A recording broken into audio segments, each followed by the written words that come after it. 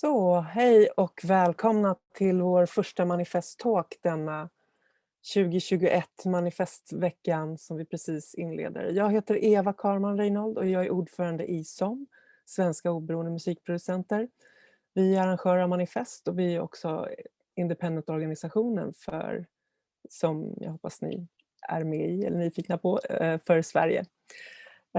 Vi ska be Kristoffer ta lite teknisk information först. Är du med oss? Jag är med, tack för det.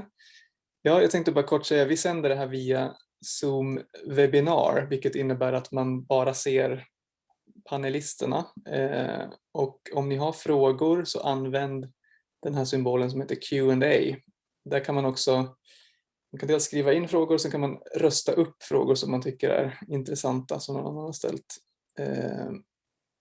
Och längre fram i samtalet så tänker vi öppna upp för att komma in i rummet och ställa muntliga frågor. Och då använder man raise hand-funktionen.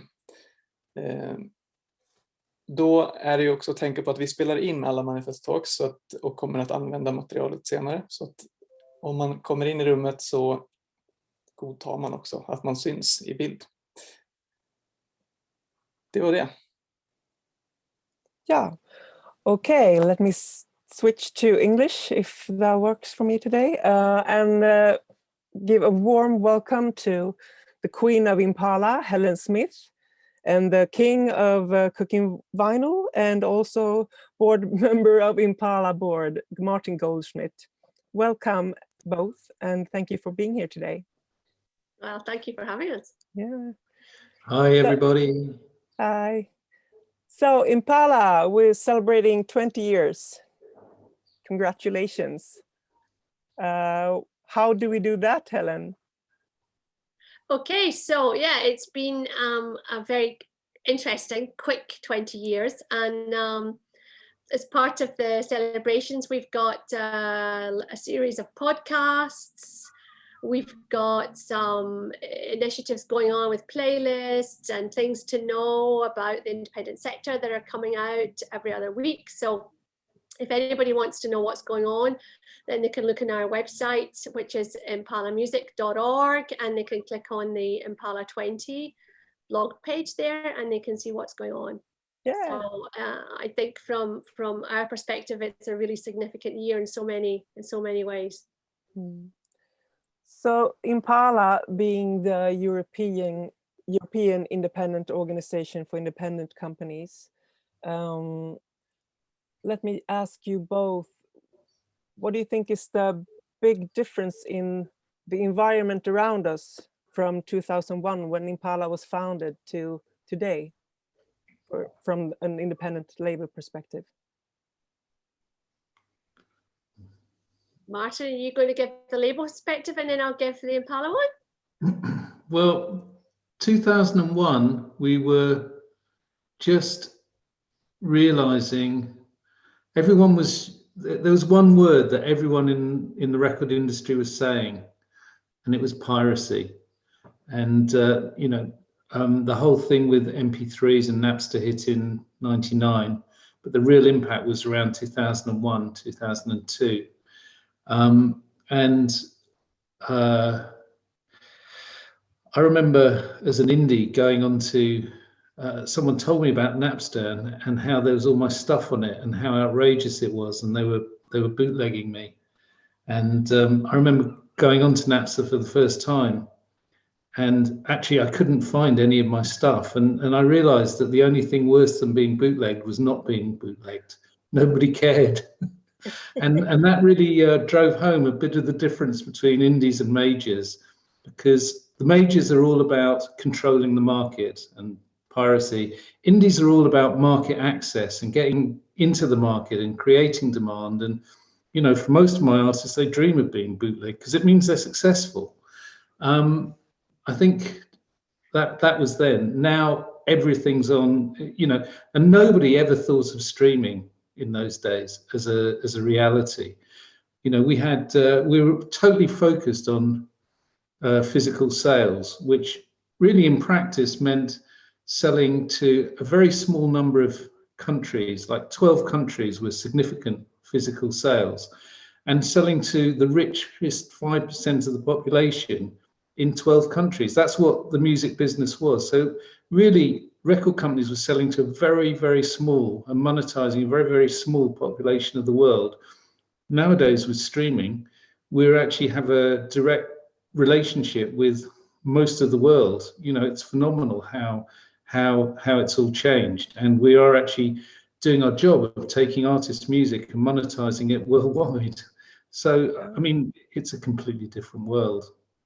Yeah. And from the Impala perspective, Helen, how would you Yeah. compare 2001 and 2021? So I think from the association perspective, you know, what you can see is there are more associations. Southern Europe, Eastern Europe, total transformation. So I know that in Sweden, the importance of song and the importance of collaboration has been recognized for a long time. I think you celebrated your 40th birthday. No, I think it's actually we're in a few years ago. 50, 1974. 1974. Okay. I think I can remember when. yeah, that's soon 50. And yeah, so they're kind of the rest, a bit like the digital market, the rest of Europe has to catch up with Sweden. You know, Yeah. so you seem to always be ahead of the curve.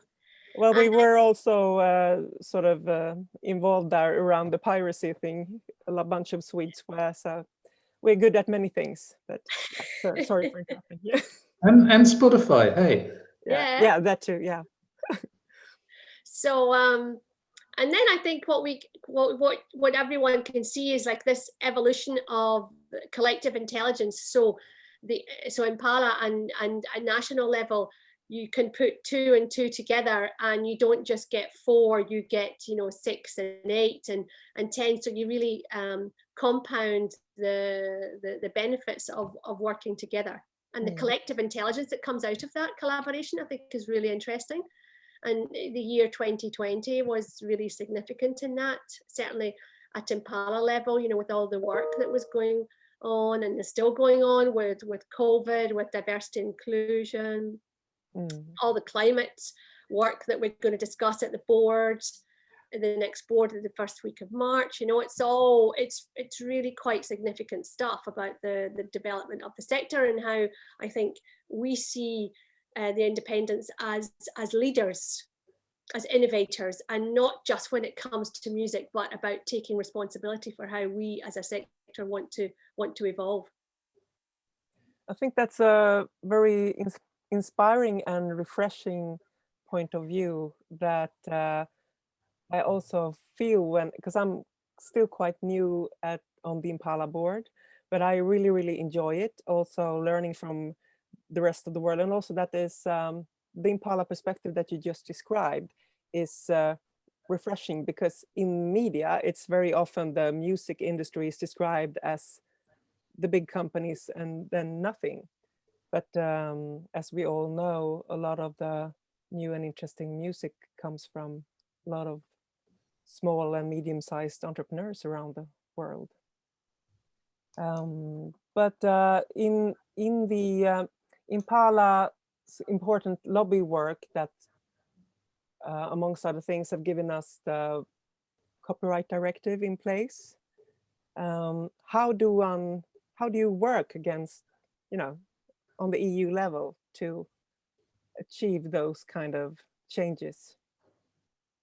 Yeah, well, I think what you just mentioned is really, really significant there, because when you can speak to those that make decisions and you can say, okay, listen, we are the voice of all those independent artists and music companies, the micro operators that put together account for over 80% of all new releases. Then you have a compelling story to tell, and then you can talk to all the decision makers across Europe, and they feel, okay, so wow, over 80% and over 80% of the jobs, and okay, so they have something to say. And I think that if you can use that, and then also you have a story which is about innovation, so you can tell people that Impala and AIM at the time tried to license Napster when it was the second most well-known brand in the world. It was a totally unique stance to take. It was the only way that Martin could get his music on. Yeah. We did license it. Yeah, You we did. did It was license successful. it. Yeah. We concluded a deal. Yeah, we did conclude a deal. But unfortunately, I think the rest of the music market was had a different approach then to those types of services, and it was kind of like, in the end, it didn't materialize the service in a way that was significant enough to take off. But the fact that we could tell that story gave us a slightly different image to talk to those that were making decisions, and they could see that we weren't just coming along, you know, with another story that wasn't really part of the development of the digital market, and how we were looking to actually make things better for consumers and for music fans. I think that was a really important part of our message, but it still wasn't easy. Helen, when you first joined Impala from AIM, one of the first things that happened, which we kind of just fell over, was the Warner's EMI merger, which really defined Impala, and you were central to that. Do you want to tell people what went down? Yeah, it was funny because I actually think the first meeting I went to was when I was still at AIM then, and you know, you go into these buildings, you know, they all have carpets and lifts, and you know, I remember thinking, oh God, this building, it drains the energy out of you as soon as you walked into it. But we went to this meeting, and you know, there were people there who were really, really bright, really engaged, and we realized that they had never actually thought of what the impact might be on the rest of the market. So because there had never been a collective voice in Brussels before, there was no way that they could understand what the impact might be. And that was, as Martin says, a transformative moment for the sector, because we realized that if you could explain what the impact is, then an informed decision might go a different direction to the one that was always happening up till that point. You know, before then, all mergers, all consolidations just waved through. And the commission said, okay, actually, I think, yeah, there will be problems with this. And they put down their terms and raised objections, and the parties ended up walking away. So basically, that was the kind of start of the ill-fated destination of EMI in a way, because that deal fell by the wayside, and EMI went round to different versions, and it in the end was bought by Universal more recently. And that was another really interesting story, because again, we were able to go in, and the commission insisted on the biggest set of merger remedies proportionally in the history of merger control. Well, that was really interesting. And in between, we also went to court, and you know, I can remember that decision when the board took a view on what to do about the Sony BMG. And the board, at the start of the meeting, everybody was said, does anybody want to appeal? And only 2 people put their hand up. And then at the end of the meeting, everybody put their hand up, I think, bar to appeal this case, because it was felt that, you know, the sector needed to stand up. And I think it was a really significant time for the independent movement. And I think now we're really on to, you know, very positive storylines about the sector, and it's, you know, talking about what the sector could do, what our responsibilities are, how we are a leader. And I think it's a really inspiring time for the independents when we look at everything we can do with social media and digital services, and how Merlin has really elevated the sector. Yeah. But just to fill in a bit of colour on those 2 stories, when we first started, we were very small. Impala was a very small organisation, and the indies were not very well organised. They were organised a little, but not much. And we had next to no money. And, you know, we took a decision to take on the Warner's EMI merger. And we just thought, we've got to do it. It's just so wrong, but there's no chance of anyone even listening to us. And then you went into all the meetings in Brussels and got thrust center stage. And, you know, the credibility of, no one had heard of Impala in Brussels or in the music industry, really. And suddenly you're at the center of the biggest issue in the, Helen was at the center and Impala was at the center of the biggest issue in the music industry. And it really changed the map for Impala. And then when we came to the Sony BMG merger, again, we thought, well, we've got to do this. And we couldn't believe it when we won in court. And then we couldn't believe it when we won in court and nothing happened. And even though we won, they didn't have to demerger in any serious way. And winning that they weren't allowed to merger meant nothing because the merger happened. It was kind of a strange history of across the three big mergers that Impala have been involved in.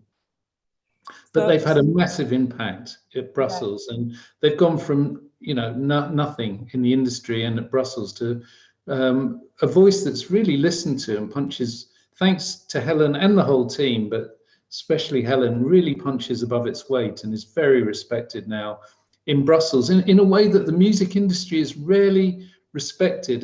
We're not very good at lobbying, certainly in the UK anyway. I think Sweden's an exception because you work together amazingly, which makes a big difference. But, you know, the UK is terrible and it's one of the biggest music industries in the world. And the impact that Impala has in Brussels is really not typical of the way the industry is influential or not influential where it should be with the powers that be. It's really impressive.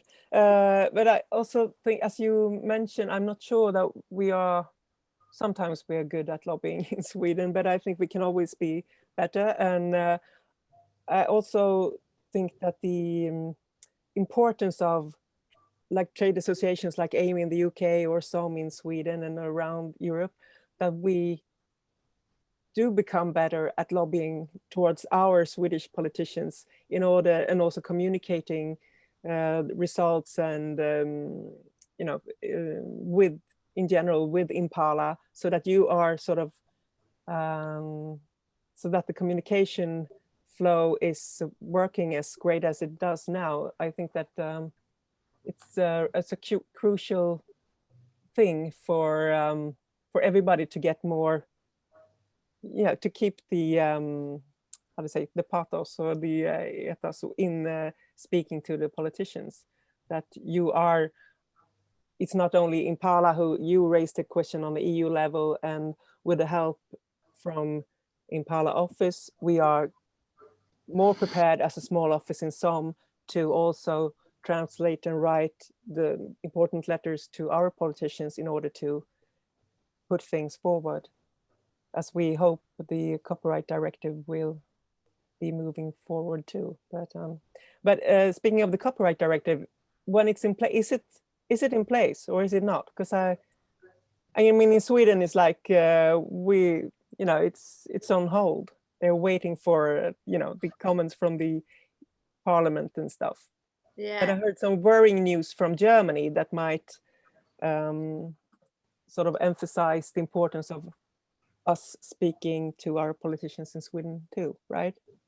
Yeah, it's really important that politicians at national level understand how important this is, because the EU directive is there, and right now it is being implemented at national level. So all the governments need to adopt a national law to incorporate the new provisions in the directive.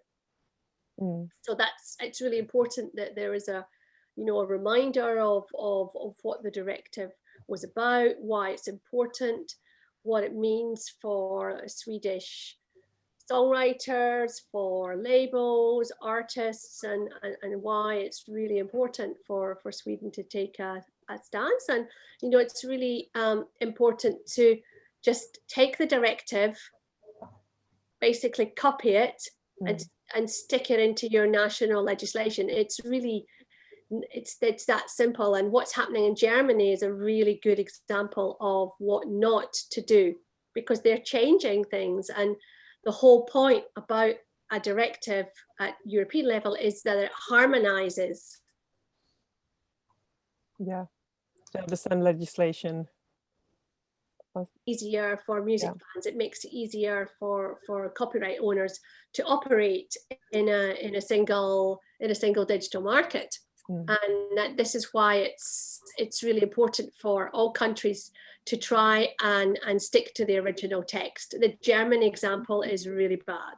Also, you know, it just shows a complete lack of understanding of the current digital environment. I mean, they're talking about making short clips subject to an exception. You know, and you know, anybody who knows what TikTok is doing can appreciate that is potentially a disaster for the music business. To imagine that we might not be able to remunerate all the use on TikTok and all sorts of like fantastic applications that we just don't know anything about. You know, it's really crazy. So if there's a message for governments today, it's avoid the example in Germany. Yeah. So other important issues current on the Impala agenda, we were all part of taking new steps after the Black Lives Matter call in right before the summer. And Martin, what were your thoughts on what Impala should act on when that happened? Well, the whole thing just went like a shockwave through our company, and we talked about it a lot and had a lot of sessions, and it was great to then be able to hook up with the Impala committee, who looked at it differently, and we were looking at it on a company level, and they looked at it, you know, on a far more of a global level, which was really good, and I learned a lot from it. But basically, the first thing is really to learn about it. There's a big danger of making a lot of assumptions that are wrong in all these situations, and it's important to, I mean, it sounds really corny, but one of the things I did very early on was ring up some of, you know, people of colour in the industry who'd worked for us and asked for their feedback and criticisms and suggestions and stuff like that, because I wanted to challenge my own assumptions. I thought that was very important. And really, I think from what we did internally as a company and from the conversations in Impala, probably the most, you know, we realized that there's a massive issue with diversity. You know, I think there's massive awareness about male-female issues, but the issue of people of color and other diversity issues is really came to a head. Our company, for the first time in years, was all white, so it really hit us hard, you know, and we would have a Zoom with one of our black artists to talk about it, and you know, the first thing they'd notice is, hey, you guys are all white. It was kind of embarrassing. And I think that is very you know, same thing with the Impala board, same thing throughout the industry, and it shows really the job that needs doing. Anyway, out of those conversations, I think 3 big areas that we could affect happened, apart from the one of just learning yourself about the issue, and as a company providing a lot of educational tools, which Impala have done. I think the biggest thing is how you recruit people. And, you know, we had a way that we'd always go to the same well to recruit people. And I think the first thing that came out is, if you do that, you're going to always hire the same people, and we need to go to a much wider well. And, you know, Roger from Epitaph said that they'd done this and they'd taken on a young Asian A&R person, and it had really enriched what the label was signing on an A&R level. So the big benefits of actually going to a wider well was the company, just financially. It's not something you do because it's, you know, you feel morally that you should or superior. It's something that is going to really benefit your company, actually. And that's the first thing that surprised me, and I think many people don't realize, is the benefit to you of going to a much wider well for recruitment. And Impala gives loads of examples of how you can do this and how not to do it as well, which is very important. I think the next thing I think that's important is to really engage with your community. So near us is a local youth club that's basically, you know, it's all the really poor kids. It's mainly black and people of colour from the area, and you know, we're starting to do just courses on the music industry for them, and Zoom calls and stuff like that, so that we're building a relationship with them. And we've also looked at recruiting, you know, entry-level positions with them and stuff like that.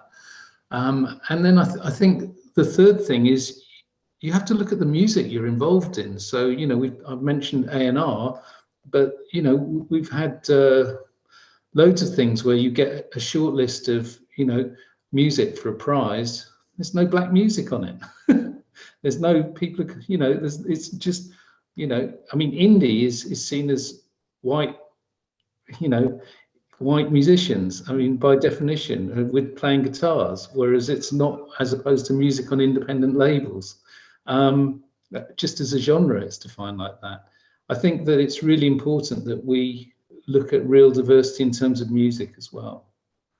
Yeah. So our label, you know, one of the big things we've done, we've had a massive initiative with Palestinian music and signed some of the best Palestinian bands. And actually, we did it. We thought, we were sure we were going to lose money on this initiative. We did it because we wanted to, and to support the country, and we've been doing a lot of other things with Palestinian musicians. But actually, we've done quite well financially on it. I mean, we haven't made a fortune or anything like that, but been surprised at the appetite out there for this sort of music and how great it is. Yeah, but that's also one thing when you try something new, that we often discover that we had this perception of what it was going to be, and it turned out to be, well, something else. And yeah, so that's an important lesson to take on, I think. Just for the final thing, I mean, Impala came up with a whole load of diversity initiatives, including the Diversity Charter, which is a fantastic guideline for how to run a trade association or a label in a far more diverse way. And it's, you know, it gives many great ideas of things you can do. It's a very positive charter. And also it's starting this incredible initiative of diversity training for associations and labels, and you know, which tackles all the areas I talked about in that we can really affect as a company or as a trade association. Yeah, I agree. And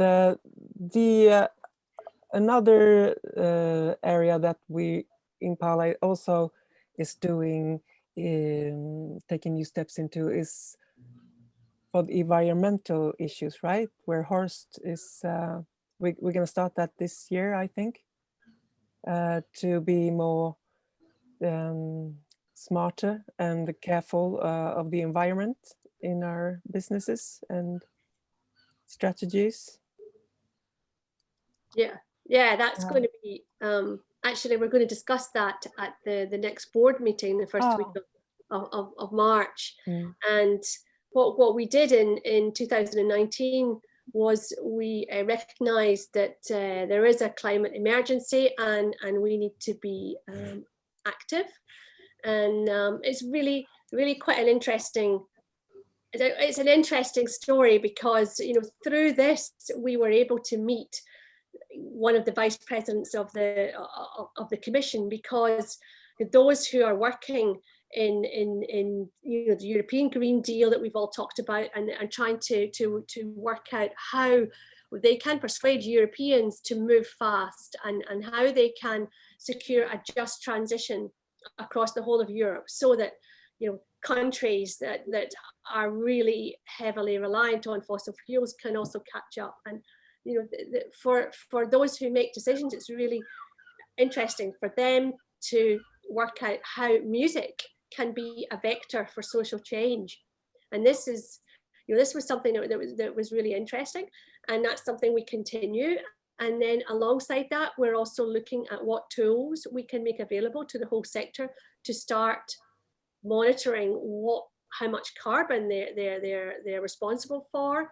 So developing a calculator for different companies, and at the meeting we'll talk about, can we set a framework target that will mean that the sector will seek to reduce its carbon footprint and be ecologically more responsible, because it's really part of a journey that where the sector, I think, again, can be a leader in the music business generally. So that's, I think, is another example of something that's really, really exciting that the board is working on, and that's being chaired by Horst Weidmuller from K7. So yeah, we've got some interesting recommendations to put to the board. Yeah, we look forward to that. Yeah. I'll just add, I think we're one of the very few solar powered record companies in the world with 33 solar panels on the roof. Yeah, that's great. Wow. and have been for 9 years now. Yeah, that's great. Great. Yeah, great example. And I think, Eva, we should also just flag that your contribution on the diversity and inclusion stuff, because you're the co-chair of our task force, and you really encouraged everyone to do lots of reading, so that we were all prepared and come up with some really inspirational ideas, and to set up the exchange with the best practice group with the associations. It's just fantastic that you are co-chairing that group. So thank you. Thank you, Helen. Yeah, I look forward to taking on the collaboration group with the other TAs, the Trade Associations of Europe. And within SOM, we have started our own evaluation and training, starting with the board, and how to we know we have our value set, but just checking out of how we doing things in practice, and taking that out to also our organization and our members is something that I hope that we can proceed with this year. Yeah. That's great. So with the COVID epidemic current situation, and the different funds that have been accessible for our business, that varies a lot, I think, from country to country. I think the Impala recommendations that we also urged the countries to, or the EU, to sort of harmonize the efforts from the local nations, the member states, to secure our sector. I hope we can get some action on that too, and see, because I think France has very good examples. In Sweden, we have had a lot of troubles, especially for the self-employed companies, which is like the major part of all the both artists and all the people working in the industry. But maybe just to put some light again on how we can work locally to lobby against the Swedish sector, Swedish politicians, bring examples from around Europe with the Impala mapping of the different efforts that have been made around Europe, bring those arguments back and use them locally again to see if we can enhance the situation for everybody. How is was there a lot of support in the UK for COVID?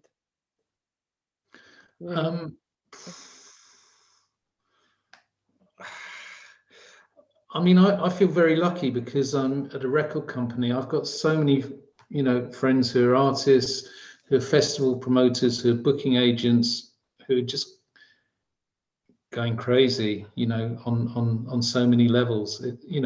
Even if they're there was quite a bit of financial support. A lot of people are outside of that and have been hit really hard. I'm sure there's masses of people who were, tour crew who are now working in supermarkets or as Uber drivers, and when all this stops, there's probably still be, doing other careers. We're losing so many. It's a massive brain drain of professionals from our industry to other things. That's going to be a big problem. And I think the biggest problem is no one knows what to do. This is, it's very easy to point fingers at politicians with COVID, but this is such uncharted territories, and lots of mistakes have been made, and some countries have done better than others, but it's not a traditional left-right thing. And yeah, the British government's done some really stupid things. It's done some really good things. Do we want more? Of course we do. The biggest problem is I just can't believe the whole Brexit thing in terms of touring, because you had a situation where, the UK is saying that the EU, we want artists to be able to tour right across Europe, and the EU stopped it, and the EU is saying we want artists to tour right across Europe, and the UK stopped it. If they both want the same thing, why couldn't they work it out? And why are artists and people in the live industry going to suffer from this when they've suffered all this much from COVID? It's, if they both want the same thing, why didn't they care enough about music to include that in the deal? Like they did about fishing, and it's a very important industry in the UK and in Europe. Why didn't they care? And to be honest, I've seen this everywhere with cultural industries. It's really not seen as economically important relative to the contribution it makes to the economy. And I think that was the thing that really annoyed me by this government and the EU. But how do we? Because we have the same challenge, I think, as you just described, Martin and Helen. How do we change that? Yeah, it's just really frustrating, because just a few weeks before, the Commission had said, the cultural sectors are one of 14 key priority ecosystems for European recovery. And then bang, the Brexit agreement doesn't even come up with what appears to be the most basic of provisions to facilitate mobility for artists. So it's completely crazy, and obviously I think there's also a question of time, and you have to be in the top priorities, because sorting out fishing takes a lot of time, and it is really important. We can't deny that either, but at some point I think they just ran out of time, and unfortunately that deal was not done, and I think there were priorities on both sides, which meant that it just fell by the wayside. So I think we would like to see that there is a kind of movement to sort that out, but we are told that maybe we just have to deal with bilateral agreements, which seems completely crazy. And then of course those who suffer the most will be the young upcoming artists on the independent small labels who maybe don't have the time and capacity to work out how to deal with all the different controls in the different countries and the standards. That's going to be the most frustrating aspect. And hopefully it will be a question of transition, but as Martin says, it's so frustrating when you appreciate how economically significant we are. Just a couple of weeks ago, there was another report about how important all of the cultural sectors are economically. One of the most significant sectors in Europe. So you want to take that and bang it in the head for yeah, and that I think that has helped enormously, but when you also understand that most freelancers are not getting the support they need in times of crisis, then, and that's the same across every country, then I think it really underlines that there's a fundamental misunderstanding about how the sectors work, or there's always this kind of And that's where I think the role of Impala and the mapping site that we did is interesting, because then you can exchange and you can say, okay, so they have this problem here, and oh, they solved it there. I mean, Germany we talked about as a bad example on copyright. I mean, they were a really good example on COVID. You know, really fast, got the money out the door really quickly, and seemed to have a flexible viewpoint.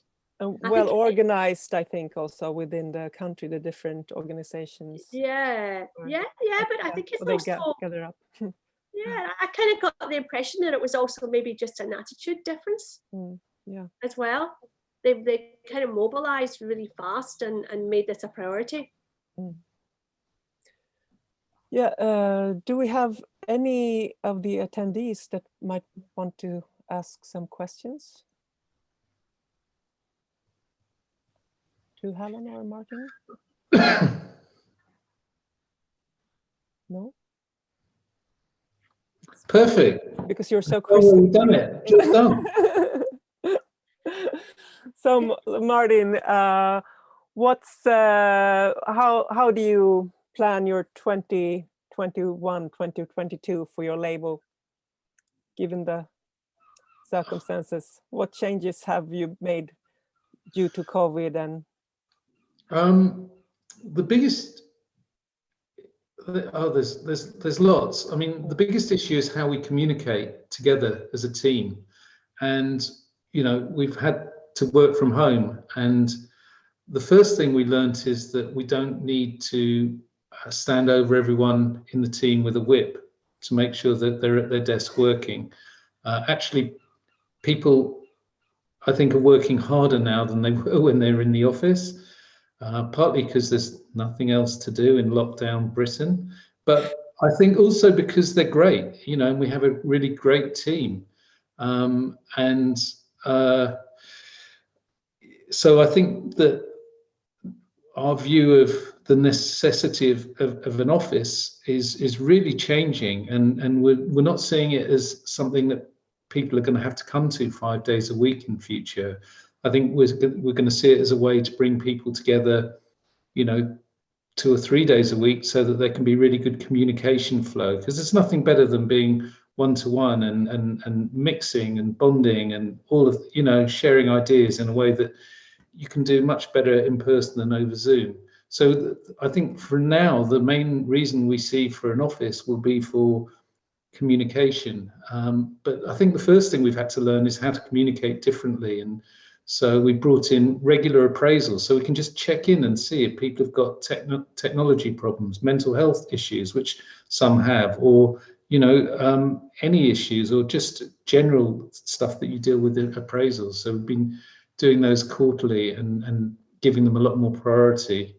I think so communication's been something we've had to really look at and make sure everyone's got the technology and tools and understands it.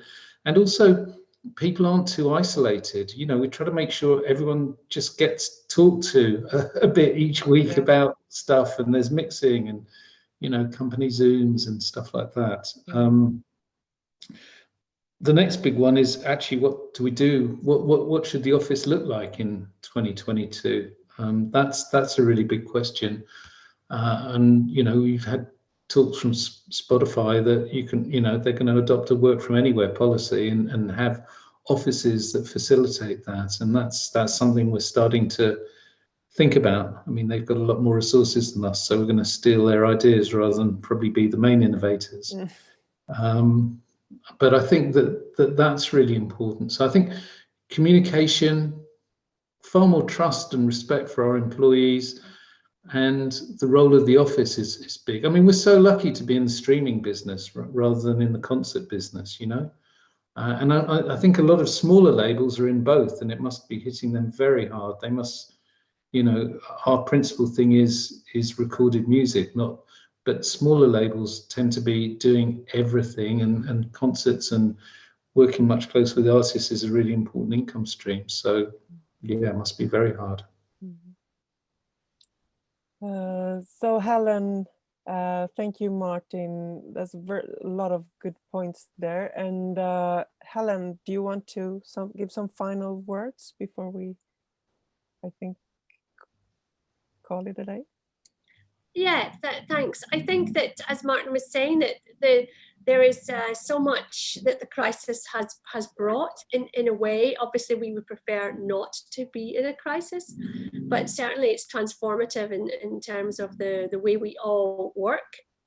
And at the same time, we have to we have to get our artists back on the road. This has to be the top priority for everyone now, and this is going to be something which we have to change around that, but that has to remain the priority.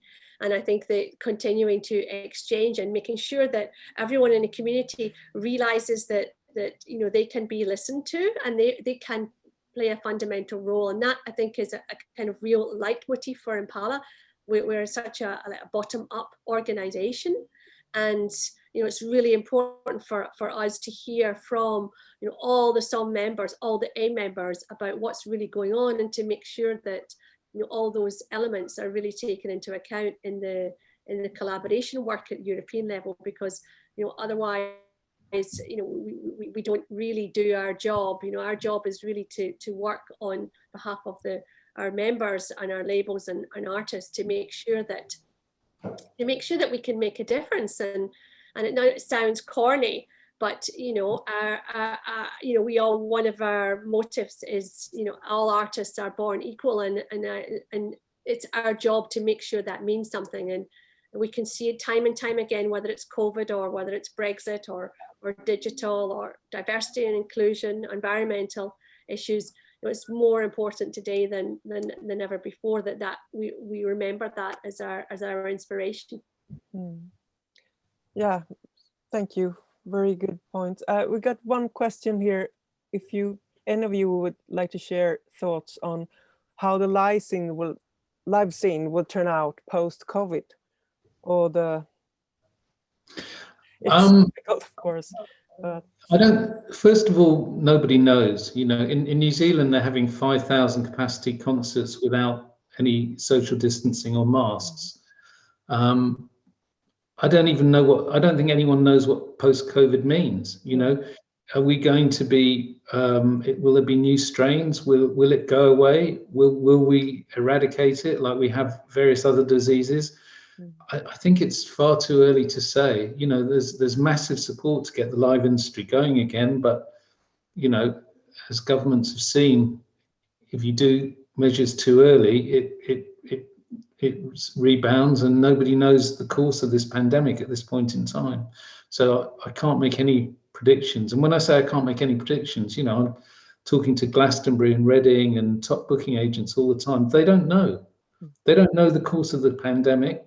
And if they did, if we knew the course of the pandemic and the government knew it, yes, it could work out a strategy. But right now they're looking at loads of things, like being able to do instant testing in 1 minute as you go into venues. Having vaccination passports. There's so many, having socially distanced festivals. There's so many different schemes, but nobody knows. No.